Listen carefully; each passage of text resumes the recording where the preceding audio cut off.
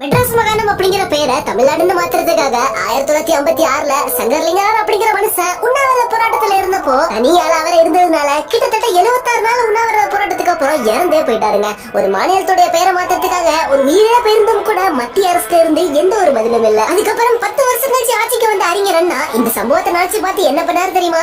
முதல்ல இந்தியன் பார்லிமெண்ட்டுக்குள்ள போனப்போ உட்கார்ந்து இருந்த அறிஞர் அண்ணா டக்குன்னு எழுந்திருச்சு மெட்ராஸ் மாகாணம் அப்படிங்கிற பெயரை எங்க மக்களுடைய ஆசைக்கிறங்க தமிழ்நாடுன்னு மாற்றி தருமாறு தாழ்மையுடன் கேட்டுக்கொள்கிறேன் அப்படின்னு சொல்றாரு. கேட்ட ஒரு பாராளுமன்ற உறுப்பினர் இப்போ தமிழ்நாடு பெயரை மாத்தி நீங்க என்னத்தை சாதிக்க போறீங்க அப்படின்னு மூஞ்சி அடிச்ச மாதிரி கேட்க அந்த சபையே சிரிக்க ஆரம்பிச்சிருக்கு. அறிஞர் அண்ணாவுடைய பேச்சு திறமை எப்படி இருக்கும் அப்படின்னு பாவம் அவங்களுக்கு தெரியல போல சிரிச்சுக்கிட்டே எழுதிருச்சு அறிஞர் அண்ணா. தமிழ்நாடுங்கிற பெயரை மாத்தி நாங்க ஒன்னும் சாதிக்க போறது இல்லதான், ஆனா பார்லிமெண்ட் அப்படிங்கிற பெயரை லோக்சபா அப்படின்னு மாத்திருக்கீங்களே, இது மூலமா நீங்க என்னத்தை சாதிச்சீங்க அப்படின்னு கேட்டு அடுத்த செகண்டே மொத்த சபையை வாயடிக்க வச்சுட்டாரு அறிஞர் அண்ணா.